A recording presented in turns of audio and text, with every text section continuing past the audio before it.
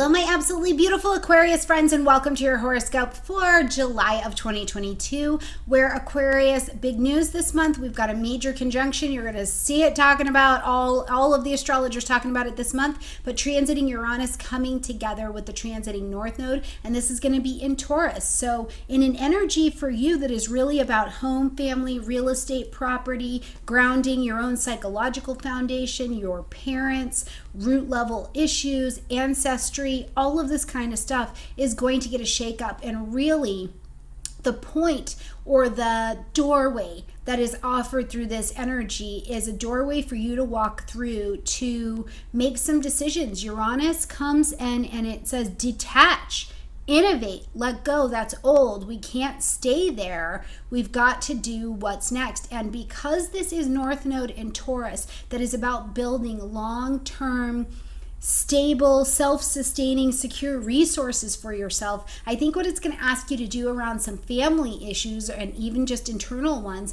is to surrender some emotional baggage.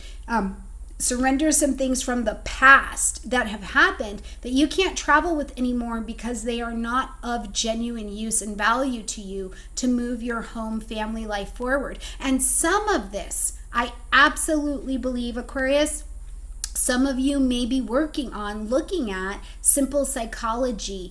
You may are going back or being guided back into practices that teach you about your childhood and their patterns that are showing up for you now in life. What is your attachment style? Things like these could be things that you're working on. Whatever helps you to detach from those behaviors of the past and move in a direction of your own infinite wisdom is really what I think that transit's going to be profound for. And you're going to see it be something that impacts your life, I think, for the next 20 years. And it is something that you're breaking down from the last 20 years, maybe even longer, okay? All right, Aquarius, let's jump in here and see what July has to offer. Right at the beginning of the month, we're going to see on the 5th, Mars moving into the energy of Taurus, where we're already going to have that Uranus North Node conjunction. And Uranus and the North Node and Mars are all together in Taurus. They're just not as squished together at this particular point. But Mars indicates in and of itself that there's a change of direction. And it's because we become verbs, right? Like we start doing things in a different way when we're working with Mars. So it's going to be, you're going to be in motion around things around home, family, real estate, property, your roots, all of that good stuff. Maybe even making a move, redecorating or remodeling a house, something like that. Whatever it is, Mars is busy in your 4th house, but what it is creating first of all, it could not take just, it's not a 24-hour job. Whatever Mars is working on in this 4th house area for you, it may take a sustained amount of time. But whatever's being built here is about sustainable long-term resource. So, think about it. If you're remodeling the bathroom, that's not a 2-minute project unless you're just changing out the stuff on the counters, but this is a deep dive when we're digging with the 4th house, so longer changes. Now Mars can also bring conflict to the table. So if family matters needed to be aired out, I'm telling you, Mars is an energy that will do that, because it's about what action can I take that is going to lead to the longest term sustained beneficial resource. Okay, on the same day, we've got Mercury moving into the energy of Cancer, and this lights up your 6th house space. So day-to-day routines, projects at work, co-workers, your health and wellness, being of service to other people. Now you're really in the space where I think the number one thing I would tell you is to trust your instincts around your work. Trust your instincts around your health or your wellness. If you feel like something is going on, check on it. Okay, if you are being of service to someone in a daily way, maybe are you taking care of a parent? Are you a caretaker in some other way? And you're really having to trust your instincts around what's going on in that area. This would be great energy. The other portion about it is if this is work or something that has to do with work, you might find yourself just being incredibly busy, because Mercury is a busy energy. The projects are coming in, the emails are coming in, and you're needing to trust your instincts even there. What needs to be handled first? So trust that instinct there, and in every interaction that you have, regardless of if it's caretaking, work, co-workers, pets, going to the doctor's office, Put a level of presence of now and divine quality into everything that you do while Mercury's traveling here. And I think it can help this area level up vibrationally for sure, as opposed to trying to get 15 appointments done in the day. Maybe you do 10 and they are the most quality appointments you've done all month, or whatever that looks like, okay? On the 13th, we've got a full moon happening at 21 degrees of Capricorn, so lighting up the 12th house space for you. And this is the house where it's private, right? It's private. I do my rest, I do my restoration, my spiritual practice. I move in between the worlds with my ancestors, or my past and my present. Specialized groupings of people, babies, elderly, maybe someone with a mental challenge in some way, right? Whatever it is, there's a specialized energy that moves ever so compassionately through the 12th house. And now this is interesting that we've got a full moon happening here, asking us to end something, acknowledge something, or make an adjustment. We need to shift the context of energy here. So one of the questions I ask under Capricorn in the 12th is, are you being responsible for your spiritual wellness?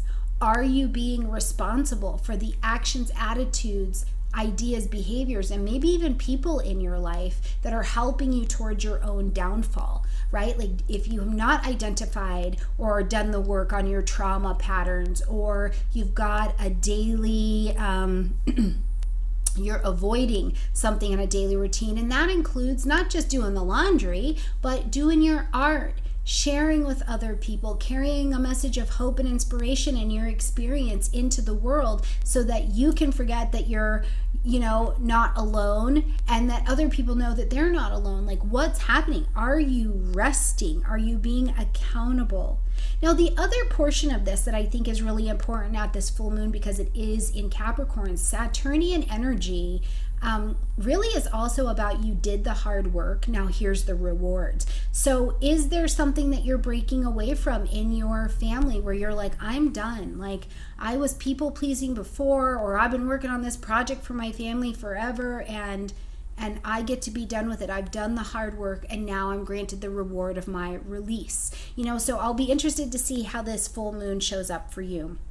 On the 17th, Venus now moves into the energy of Cancer, and Venus comes and puts a healing salve on anything that has been going on. So in your day-to-day routine, if you have it can also increase your desire for sweets. Let me say that. Venus in the 6th house, you might be like, is that a snack? It is calling my name. So you do want to be mindful with Venus moving in there. But if you're doing something on a project, maybe you're really pulling in the right colors, or the right voices coming out of you as you present it to the client, or you're having an easier time with your coworkers, you find your daily exercise routine can be a little bit more enjoyable when you move in ways that feel deeply connected to your own emotional wellness. Whatever it is, Venus is magnetizing in, pulling in, bringing to you a sense of joy, pleasure, and ease into what you're doing in your daily routine.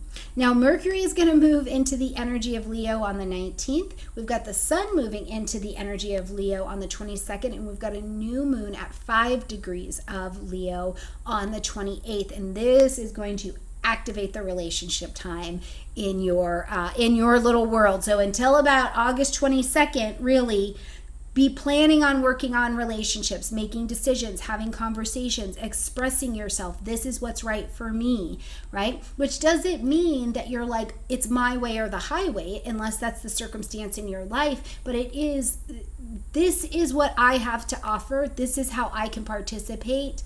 And then you have to let the other person kind of decide if that is a level of participation, right? Now, I also think that in some relationships, it just brings some pleasure to the table. Leo is joyful, it's playful, it's this sense of pleasure and risk, the risk of enjoying myself in relationships, right? The risk of investigating myself joyfully and with enthusiasm, because I know if I know myself better, I can improve my relationships, right? Any of those kinds of things are going to become the theme, but watch what's happening and changing in your relationships as we get to July 19th, moving all the way until August 22nd. But plant those seeds of intention at that new moon to begin new things you would like in relationships. Have people come into your life that can teach you, love you, support you for who you really are, not what you can do for them. Pull that into your life at that moon.